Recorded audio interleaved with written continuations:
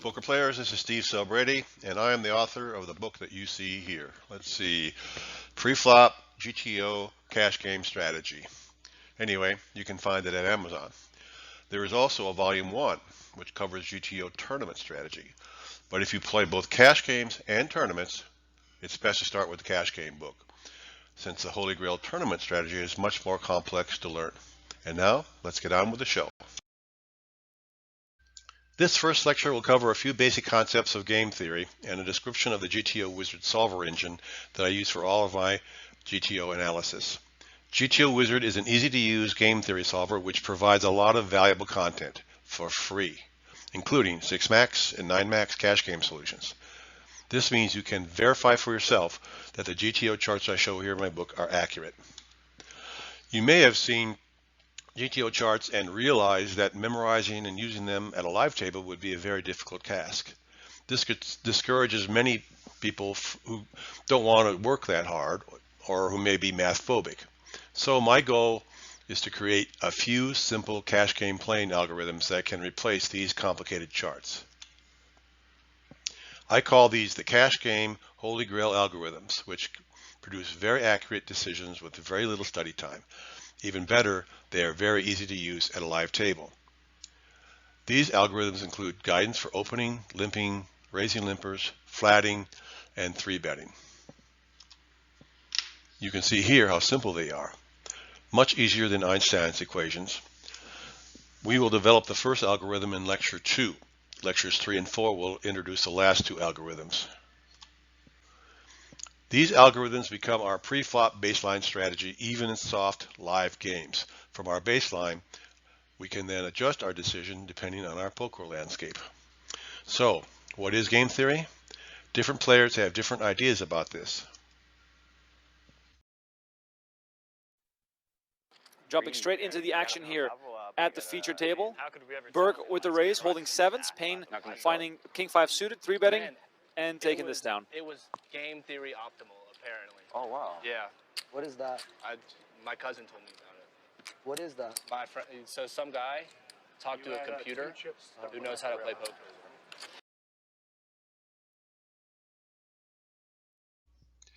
Mr. Payne's GTO anecdote is really funny, but the truth is somewhat more technical than that. Game theory is basically just a computer program that provides game theory optimal solutions to a specific model. We call these GTO solutions.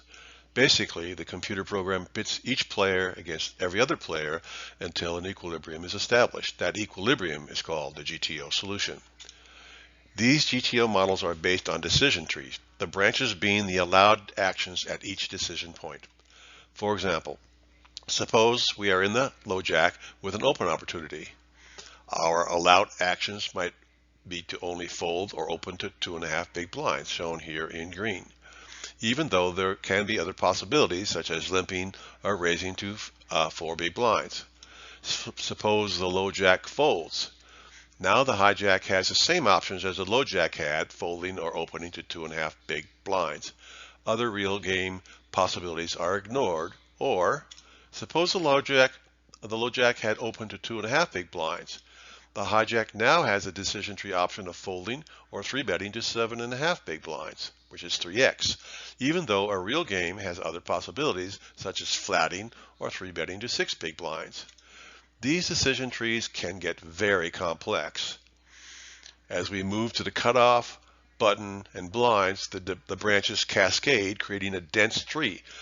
These get even worse for a 9-max game and with the additional branches at each decision point. So the game theorist tries to simplify the tree by eliminating options that he believes are losers in a game full of GTO players. This means that a given GTO solution is only good for the decision tree that is modeled. Some players think that game theory optimal solutions are actually optimal, but that is not necessarily the case. GTO is simply the unexploitable solution for the specific decision tree that was modeled. GTO opponents play to avoid being exploited by each other, which maximizes their profit. But in a real game, the word optimal refers to the play that makes the most money for us. In a real game, the optimal play may be different from the game theory optimal play because real players make mistakes that we can exploit. These mistakes are critical to our profit in a real game. But GTO models generally assume perfect play by every GTO player. Partly this is because imperfection is very difficult to model. For example, how do we establish a player's limping range or his flatting range? Also, each player in a GTO model has perfect knowledge of his opponent's strategy and can't make a mistake. Essentially, Mr. GTO has a billion hand histories for each opponent and instant recall of their stats. Real players are never this strong. Since GTO players are perfect and have billions of hand histories to create their strategies, GTO solutions often contain mixed strategy combos. These mixed strategies exist only to make each GTO player unexploitable. There's that word again, unexploitable. Unexploitability is the foundation of every GTO strategy. Consider a portion of the GTO open range from the small blind, which is this graphic right here. Pure strategies include those combos which have a single color. For example, Ace-9 offsuit is a pure strategy open in red here with an EV of 0.22 big blinds, which means we always open to 3 big blinds with it.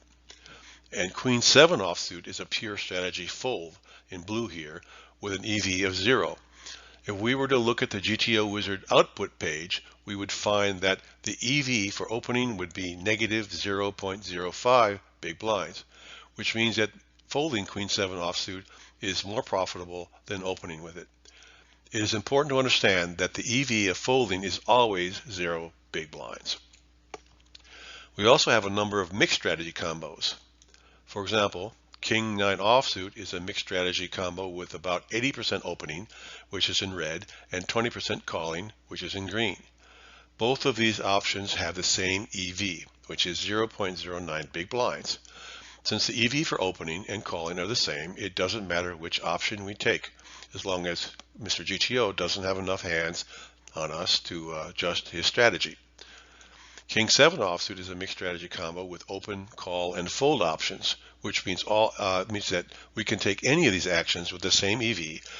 Since folding is always 0 EV, all 3 of these actions must be 0 EV, and it doesn't matter which one we choose.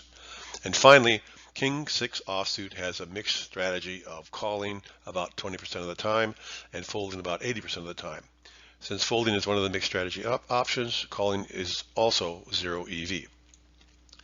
So a key concept here is that the expected value is identical for each action in a mixed strategy combo. And whenever one of the actions is fold, each mixed strategy option will be 0 EV. Again, the reason GTO solvers create mixed strategy solutions is the requirement to keep every player unexploitable. Remember, every GTO player plays perfectly and has perfect knowledge of his opponent's strategy. Mr. GTO must then be balanced in this so that he cannot be exploited. But in a real game, we don't need these mixed strategies since we are not playing a table full of perfect GTO players.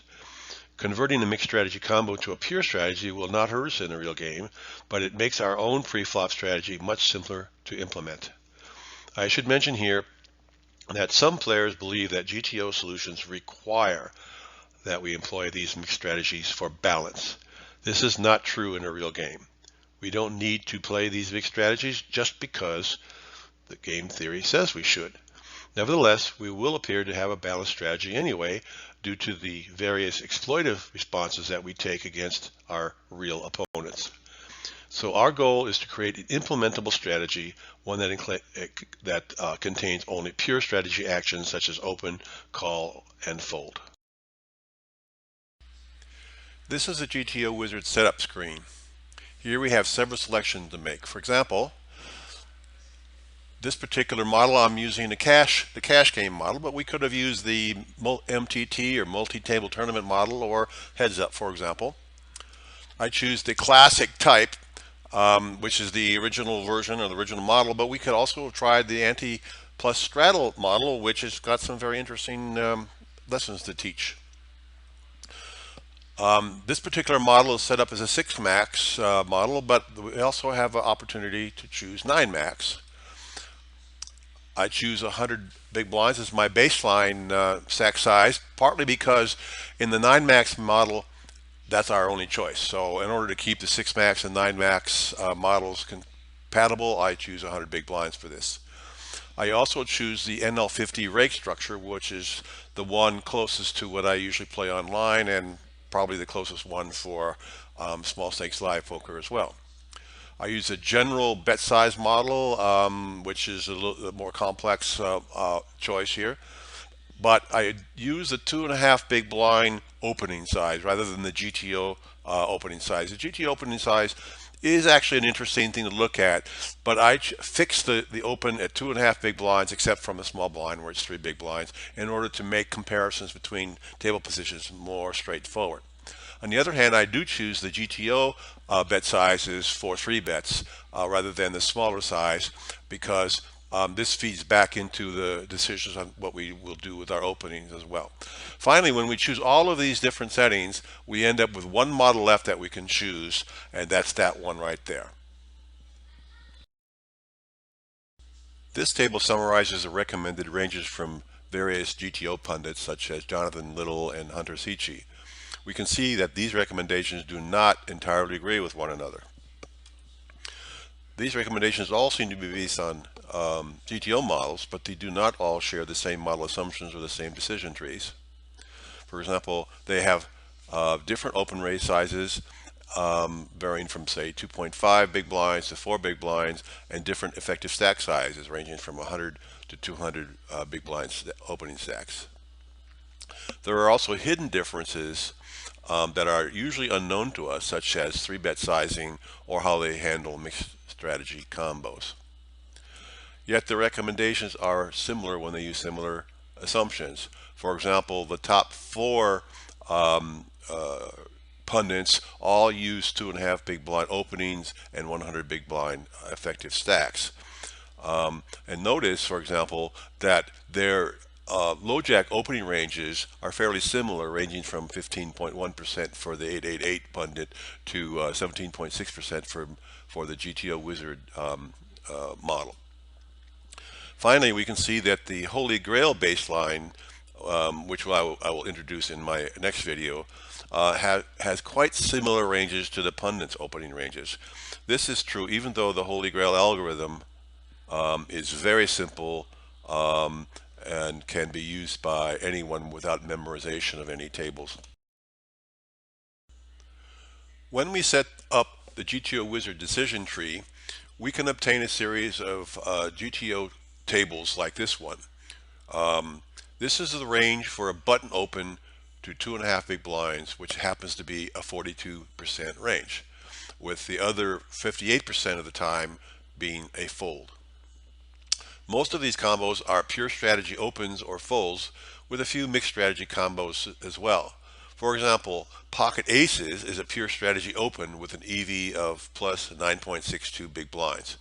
And Ace-2 offsuit is a pure strategy fold with a expected value of 0 EV, 0 big blinds, which is the case for any fold.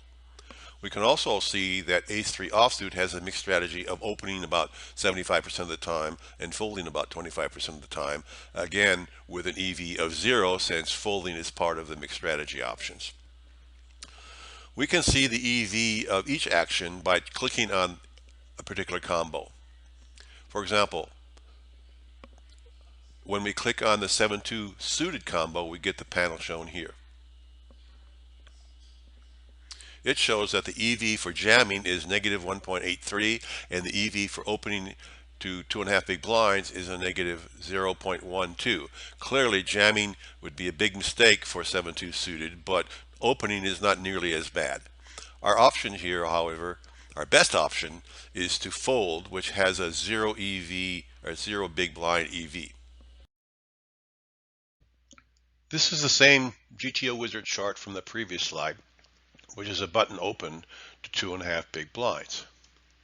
We can inspect this mixed strategy chart with the aim of creating a new chart without any mixed strategies, which we can call the implementable chart.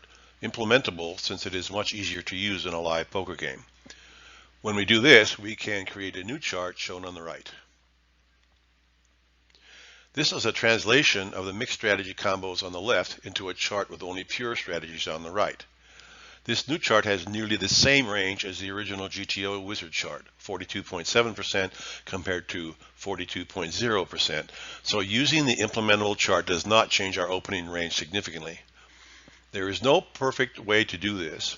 This chart was created by converting every combo with at least 50% open mixed strategy into a pure strategy open. This seems straightforward, but some experts might use a different criteria for this.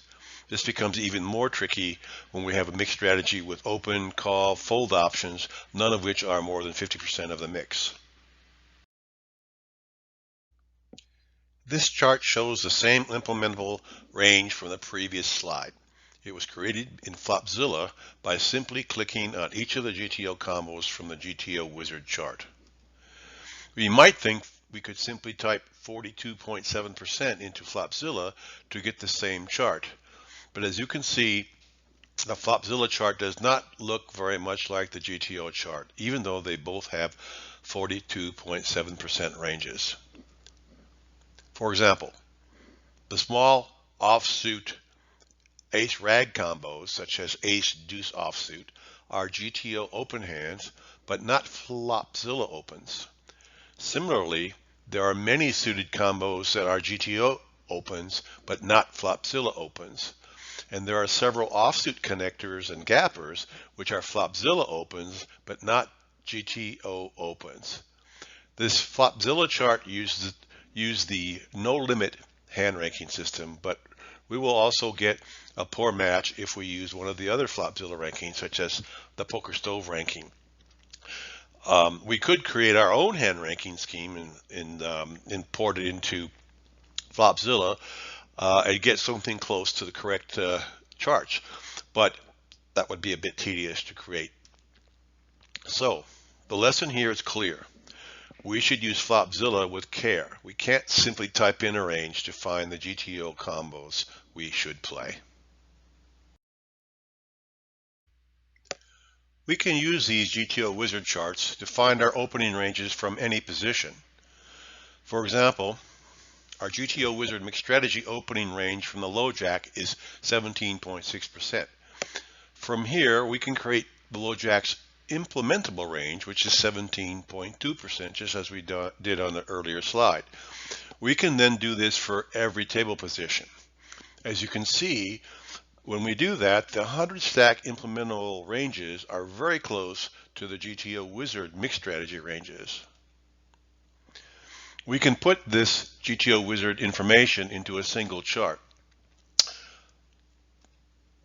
which is shown here. For example,